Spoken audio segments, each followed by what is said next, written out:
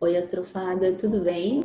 Bom, neste vídeo eu já vou até explicar uma coisa para vocês, porque a gente vai utilizar nas nossas aulas, tá?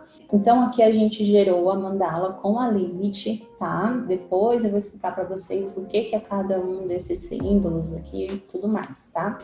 Para a aula que a gente vai ter de casas do mapa, é importante a gente entender aqui, ó.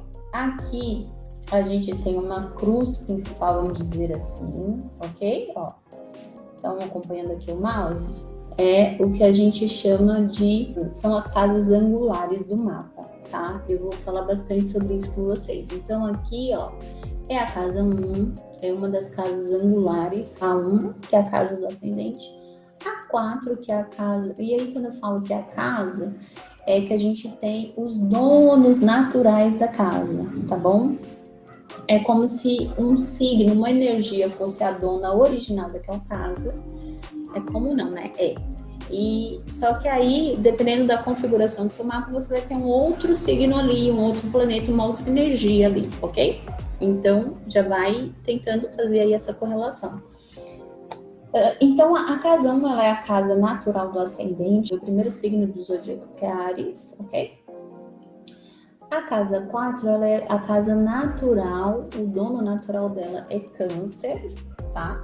A casa 7, e aí aqui eu já, né, aqui eu falei ascendente, aqui é a casa do fundo do céu, tá? Aqui é o fundo do céu, a casa 4. A casa 7 é a casa do descendente, que é a casa oposta ao ascendente, e aqui a casa 10 é a casa do meio do céu, tá?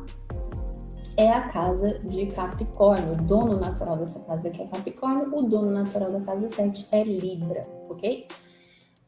Então tá, a gente começa a contagem das casas a partir dessa linha aqui, tá? Onde eu tô sinalizando para vocês com o mouse, para quem não enxerga, né? A gente pode ter mulheres multipotenciais aqui, astrofadas, que não enxergam. A gente tem, então, aqui... você está de frente para um desenho de uma mandala e do lado esquerdo, mais ou menos no meio dessa mandala, do lado esquerdo, no meio para baixo, a gente começa a contar essas casas, tá? É uma contagem no sentido anti-horário. Então, a gente tem aqui o número 1, logo abaixo dessa linha mais forte aqui no meio da mandala, né? Que é onde começa a primeira casa. Aí a gente vem aqui, ó, a gente tem uma linha aqui, nessa parte aqui de dentro, tá, gente? Nesse círculo aqui, ó, de dentro, onde a gente tem esses números aqui, então se atentem a isso, por enquanto, ok? Casa 1, ó, tenho um novo risco. Casa 2, outro risco. Casa 3, o risco mais forte. Casa 4, né, no fundo do céu. Um risco mais, né, um próximo risco, casa 5, próximo risco, casa 6, próximo risco mais forte, casa 7, próximo risco, casa 8, próximo, casa 9, próximo risco mais forte, fundo do céu, casa 10, o próximo risco, casa 11, ó, e o próximo, casa 12. Aí a gente encerrou as casas.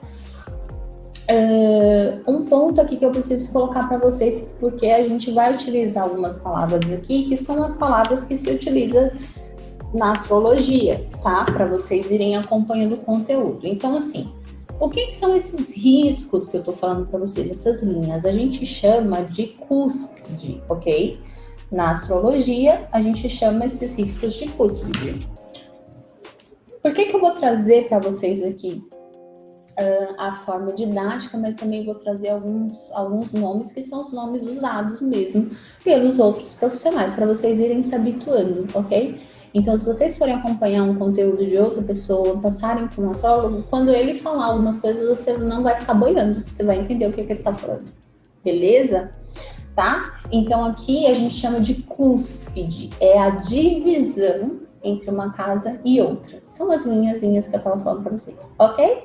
Um astro beijo para você e até o nosso próximo conteúdo.